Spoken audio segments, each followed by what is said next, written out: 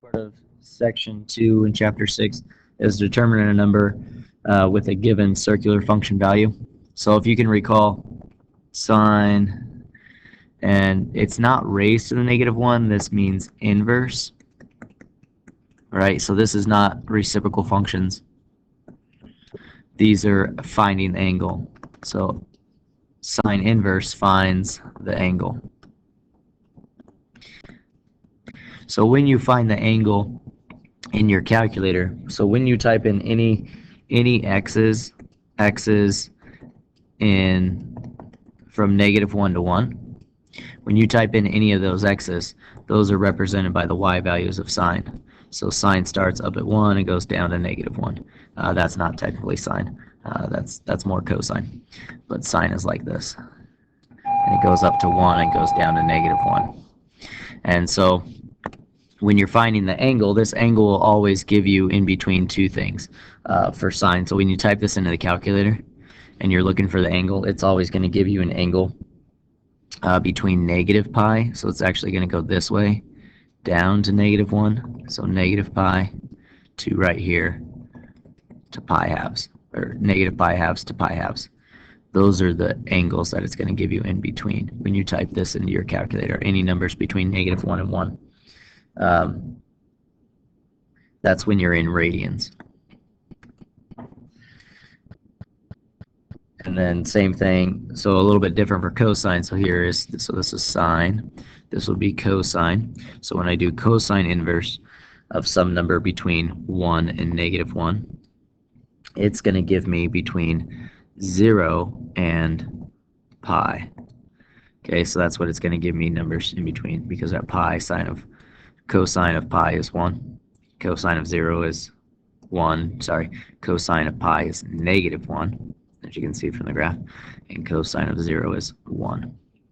And so that's going to give you your answers. So your answers are going to range from 0 to pi if you type in numbers from 1 to -1 into cosine.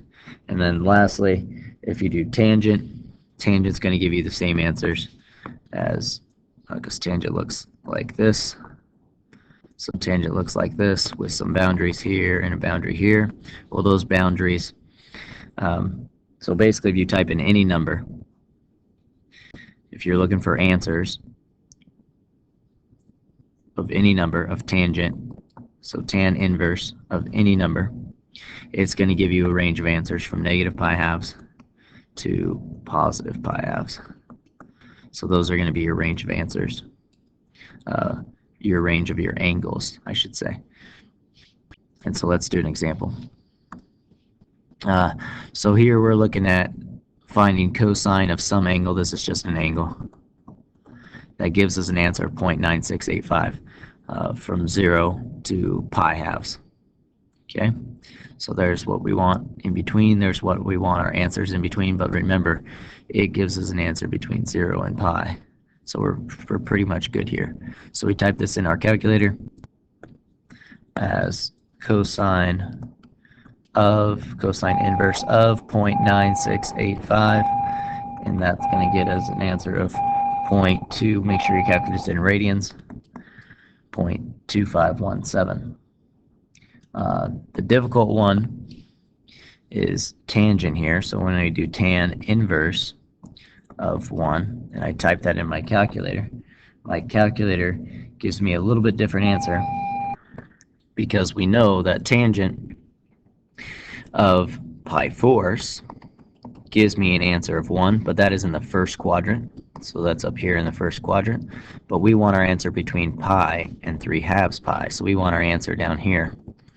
So that means I need to go a total of 180 degrees, make that rotation over here. So that means I just need to add pi to this, which is the same as 4 pi over 4, and that'll be 5 pi fourths. So this answer is 5 pi fourths.